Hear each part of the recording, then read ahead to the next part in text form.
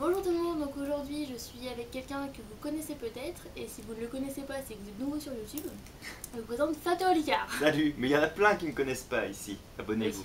Bah, c'est sûr que mes 143 abonnés, je suis pas sûr qu'ils te connaissent. Mais justement, abonnez-vous à sa chaîne, c'est génial ce qu'il fait. C'est 2 vidéos par semaine, c'est ça? Ouais, oui, bien. Ouais, Joli. je les regarde, donc c'est bon. Donc je viens ici parce qu'il a écrit ce bouquin que j'ai dévoré en même pas 2 heures. Voilà, oui je sais, j'ai un rythme de lecture incroyable. Et bah merci de m'accueillir. Ben non, mais c'est normal. Et merci d'avoir lu le livre, Ah bah, c'est chouette. Bah, en même temps, faut se documenter un petit peu. Même Ah, si j'avais cool. vu un bon nombre de tes vidéos, c'est quand même. Fallait quand même que je lise. Justement, comment t'as eu l'idée de faire ce livre? Alors, en vrai, l'idée de faire un livre d'une partie des connaissances que j'avais, c'est un truc qui me trotte dans la tête depuis des années, des années, des années. Et puis je l'avais jamais fait. Et le hasard a fait que j'ai rencontré les éditions First. Je leur ai proposé ça. Et eux, ils ont voulu centrer à mort sur YouTube au départ. Ils m'ont dit, ah, mais on va faire le youtubeur Fabien Olicard. Je suis, ah non, non, je veux pas qu'il marque youtubeur sur la couverture ou quoi, tu vois. Je veux qu'on mette en avant le contenu du livre et que ce soit un livre grand public en fait. C'était ça le livre que j'avais envie de faire. Donc ils ont dit ok, ils ont été formidables, ils m'ont laissé faire exactement tout ce que je voulais. Et du coup, bah, ça a coulé de source. Le plus dur en fait, ça a été de ne faire que ce format-là. Parce que moi, j'aurais pu sortir ça. Du coup, j'ai déjà l'idée pour un tome 2, ben, tu vois, c'est... Ah, c'est génial. Bah ouais, là c'est parti. Et du coup, à quel rythme à peu près tu l'as écrit? Alors, je l'écris un peu comme un dingue. Je l'écris en tournée durant 30 jours. Mais durant 30 jours, j'ai pas écrit le livre tel qu'il est aujourd'hui. J'ai fait ce qu'on appelle le premier jet. D'accord. C'est-à-dire que je relisais pas ce que je faisais, je mettais sur papier, etc. Et après, durant encore 30 jours derrière, j'ai tout relu, tout corrigé, tout modifié. Mais en fait, je l'ai écrit en 2 mois, ce qui est assez court en fait. Mais comme tu sais, j'avais 100 dates de tournée en province, du coup, je passais à peu près 5 heures, 6 heures de train par jour, plus tous les moments tout seul à l'hôtel et tout. J'ai écrit ça pendant ce temps-là. Et est-ce que tu t'attendais, parce que j'ai vu forcément sur ta chaîne que tu avais dû rééditer le livre? Ouais. Ça t'a fait quel effet? Ça a été dingue. Déjà, heureusement que c'est pas moi qui ai géré mes First, mais en fait, First, il m'avait dit voilà, un livre, la première année, quand on est un nouveau auteur, il y a à peu près 3000, 5000 livres, et ça, c'est des très bons scores, donc voilà, tu t'inquiètes pas par rapport aux chiffres et tout.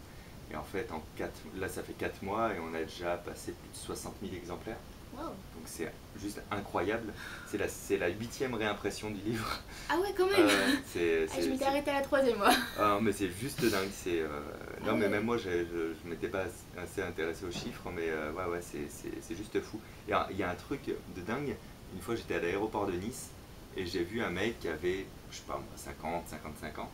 Il était au niveau du relais, tu sais, là où il y a tous les livres à l'aéroport. Et il feuillette des livres, dont le mien, et il le prend et il l'achète. Et en fait, c'est là où je me suis dit, putain, c'est super, parce que ça, c'est pas quelqu'un qui me connaît par YouTube, ou des spectacles, c'est juste quelqu'un qui a l'habitude de lire et qui l'a feuilleté, qui s'est dit, ah ouais, ok, je le prends. Et je te jure, j'étais hyper touché d'assister à ça, quoi.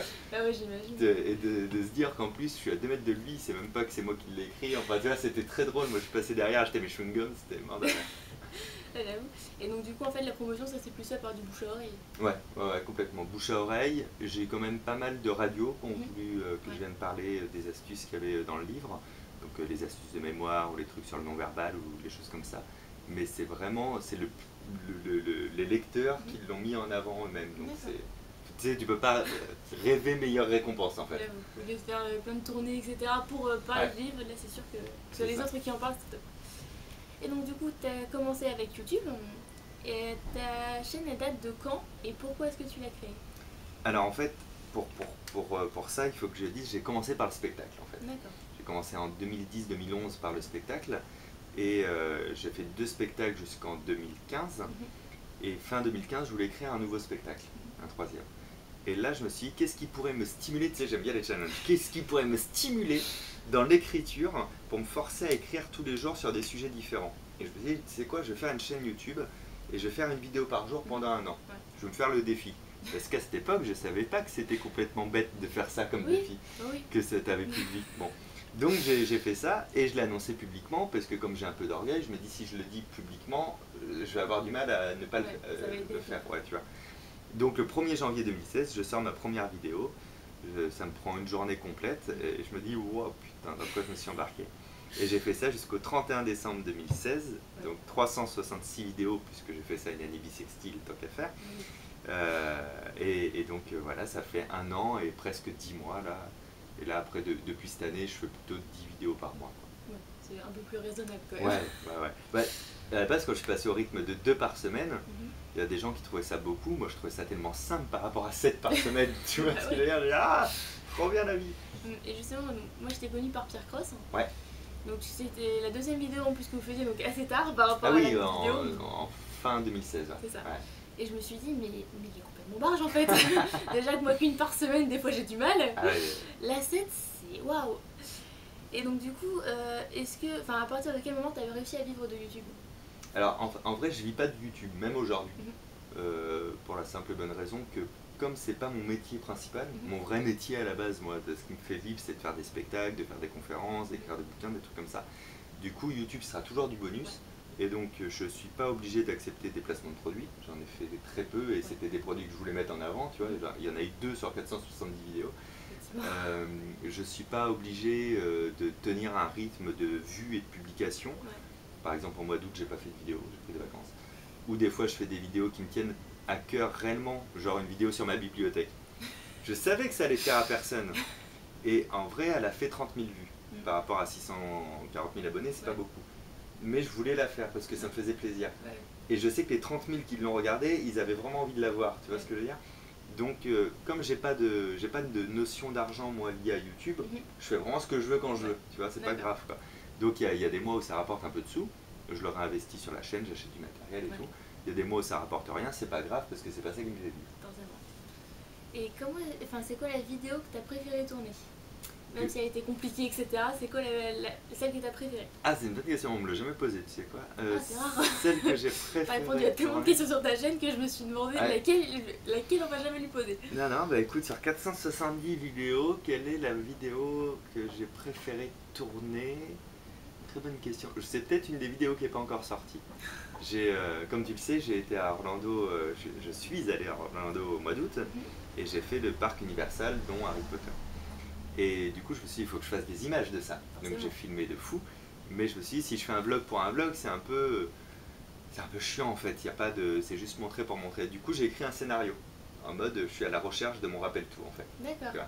Et donc, il va se passer plein de choses par rapport à ça. J'ai filmé partout dans le parc, mais il y a cette fausse fiction derrière. D'accord. Et forcément, j'ai kiffé tourner ça là-bas.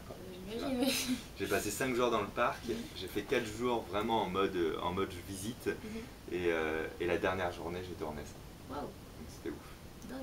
Mais par contre, j'ai pas fini de la monter. Ah bah oui, j'imagine. Déjà que tu me dis qu'une journée, ça te prend une journée pour monter une vidéo.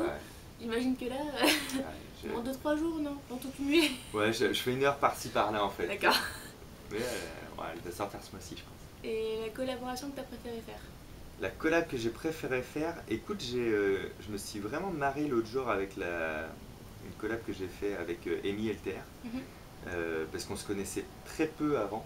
On s'était rencontrés une soirée, on avait travaillé ensemble et je trouvais que ça matchait bien en fait. On a vraiment bien rigolé. Après, il y a beaucoup de collabs où je me suis bien marré. Celle avec Pierre Cross, avec Amixem aussi, la première collab que j'avais faite avec Amixem aussi.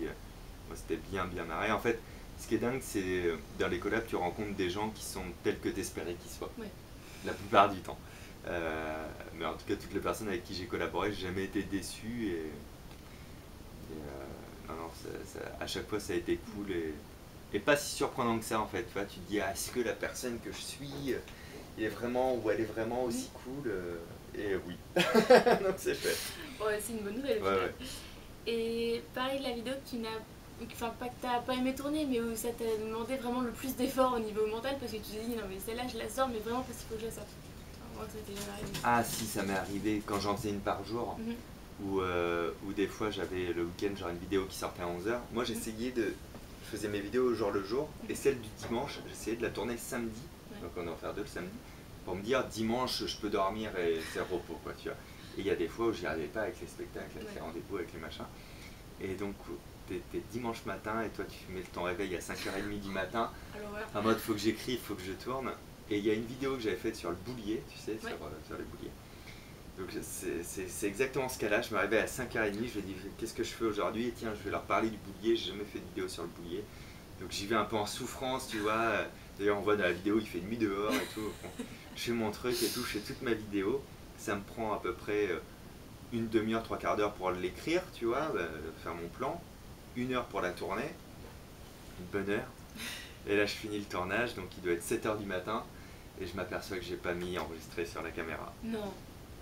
Et là tu te dis, je peux pas tout envoyer valser, il faut que je la refasse tout de suite, il n'y a pas le choix, quoi, tu vois. Et c'est dur de refaire une vidéo, c'est saoulant, quoi, tu vois, ça t'est arrivé, Oui. t'as l'impression de refaire ce que t'as fait, enfin c'est le cas d'ailleurs. Et donc je l'ai retourné dans la foulée, je l'ai monté en souffrance, c'est vraiment en grognant et en râlant, je l'ai mise en ligne. Donc dans la vidéo, je crois même que je le dis ce qui s'est passé, le bug qu'il y a eu. Mais ça c'est une des rares vidéos où il n'y a eu aucun plaisir. C'est-à-dire du début à la fin, il n'y a aucun plaisir dans cette vidéo. Ouais, c'est pas faux. Des fois ça me fait pareil quand je tourne une vidéo, tu sais, je t'ai dit je fais quasiment pas de montage. Quand je suis arrivée à la fin et que je me mets à bugger, je fais non c'est pas vrai, je vais pas devoir tout recommencer quand même. Et là faut tout reprendre de départ. Surtout que mes c'est vidéos, dur. tu pourras le remarquer, elles font rarement 2 minutes. Oui bah oui bien sûr. Elles font un peu. Je crois que la pire que j'ai faite doit durer 12 minutes. Ouais. Impossible de m'arrêter de parler. Ouais. Alors je vois qu'on regarde que 1 minute 20, mais je m'en fous, je continue.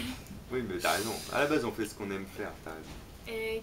Et vers quel âge t'as commencé à t'intéresser au mentalisme et qu'est-ce qui t'a intéressé dedans?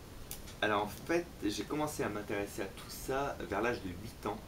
Où au départ j'ai... Tiens attends, comme on est chez moi, j'ai tout ce qu'il faut. J'ai trouvé ce livre là sur un vide-grenier. Il s'appelle Cours Magica de Robert Veno. Et qui est un livre de prestidigitation, mais un vrai livre pour adultes, tu vois, avec les planches qui étaient dessinées à l'époque et tout machin. C'est devenu un livre de collection ça d'ailleurs. Ah ouais, j'imagine. Et moi j'ai trouvé ça à 10 francs sur un vide-grenier dans un petit village où j'habitais au nord de La Rochelle. Et donc j'ai acheté ça, tu vois, je me passionnais, je trouvais ça très très dur et tout. Et puis plus tu avances dans le livre, plus tu as des choses qu'ils appellent divination, transmission de pensée, mentalisme et tout. Et ça j'ai trouvé ça un peu passionnant. Et il y avait des principes de mémoire aussi dedans. D'accord. Et j'ai commencé en fait à regarder un peu dans les mêmes éditions ce qu'il y avait, tu vois, dans le même délire. Ouais.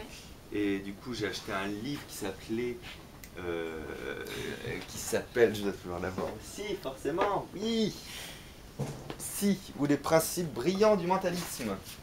Il date de 1981, j'étais même pas né quand il est sorti ce bouquin, tu vois.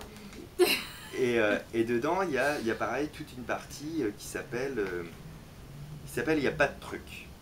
Et c'est tous les vrais trucs de mentalisme que je peux faire, tu vois. Et voilà, et un livre en emmenant sur un autre, après ça m'a fait m'intéresser aux sciences cognitives, à la mémoire, à tout, et à partir de 8 ans c'était parti comme un psychopathe.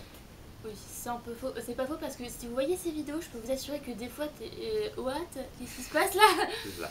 J'ai essayé des fois d'essayer de comprendre, mais je crois que j'étais trop fatiguée quand j'ai regardé. Et est-ce que tu as tout de suite voulu faire de la scène ou est-ce que tu as eu un métier quand même avant qui t'a saoulé ou t'as arrêté? En fait, c'est un peu bizarre. J'ai eu la chance de toujours faire ce que je voulais faire, et ça a toujours été lié au mentalisme, mais sous plein de formes différentes. C'est-à-dire, j'ai fait ce qu'on appelle du close-up, du mentalisme, où là, tu es payé pour faire des démonstrations à des gens, tu vois. Bon. J'ai fait des conférences sur la mémoire, des conférences sur le non-verbal, j'ai fait des formations en entreprise aussi. J'ai beaucoup travaillé à l'étranger jusqu'en 2010, justement, avant le théâtre. Mon compteur se met à jour, c'est ça que vous entendez. Donc voilà, je donnais des formations en entreprise et tout machin. Et puis, mais il y avait toujours un rapport avec du public en fait. Il y a toujours des gens, que ce soit une conférence, une démonstration, une formation. Et en 2010, je suis revenu à Paris. Enfin, je suis revenu en France et à Paris. Et en 2011, j'ai décidé de faire du théâtre, de faire ça sur scène. Et ça a pris assez facilement, c'était cool. Mais tu vois, à chaque fois j'essaie des choses. YouTube c'était par rapport au mentalisme, les livres c'est par rapport au mentalisme. En fait, je fais 1000 métiers, mais toujours avec la même passion. Quoi, tu vois.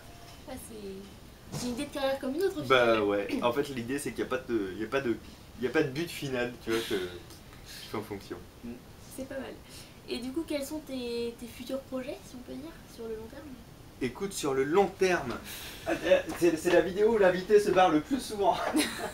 Il a pas envie de rester, je crois. Attends, j'ai un truc, bouge pas. Je reviens. Vous aviez dit, il était bizarre. Alors, le moyen long terme, c'est ça. C'est mon spectacle à l'Olympia le 22 septembre 2018. Oui, je fais une auto-promo, C'est pas grave, je te le laisse. plaisir. Merci. Mais parce que ça, c'est un truc de ouf. En fait, il faut se dire que j'ai pas de producteur, j'ai jamais eu de producteur. du coup, tout ça, je le monte moi-même avec mes petits bras, tu vois, et avec mes petits sous aussi, où je prends des risques. Mais c'est génial, je suis trop content. Donc ça, c'est l'Olympia. Donc ça va être de continuer à faire ce nouveau spectacle, comme je viens juste de le créer. Je vais bien le tourner, comme on dit, en 3 ans, 4 ans. Un tome 2, je kifferais bien faire un tome 2. Voilà, toujours les vidéos et tout. Il n'y a pas de nouveaux gros projets, tu vois ce que je veux dire. Je veux consolider ce qui existe et puis m'éclater là-dedans. Bon, en vrai, au mois d'octobre, j'ai un jeu qui sort, un petit jeu apéro qui s'appelle Menteur Menteur. Oui, j'ai vu d'ailleurs sur le live. Tu veux le voir?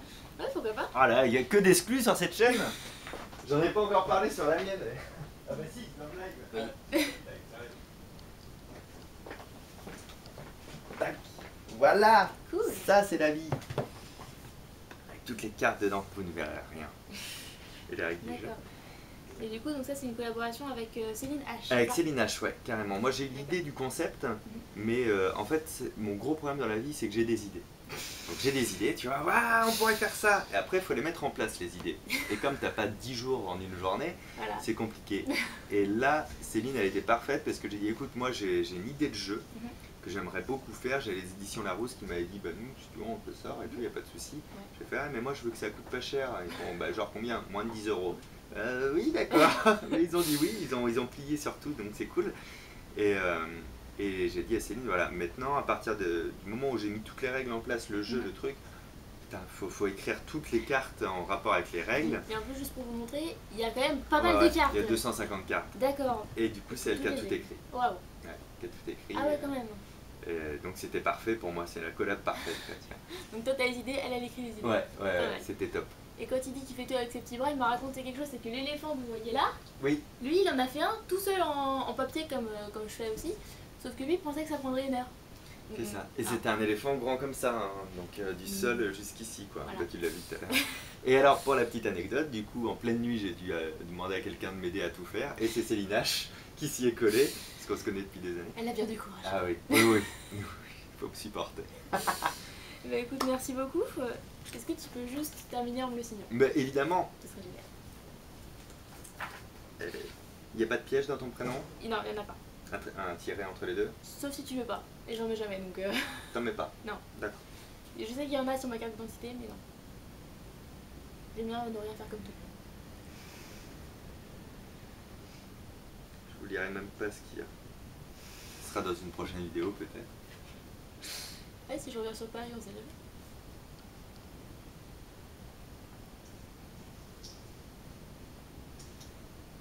Je te mets la recette de la quiche Lorraine. Ça marche.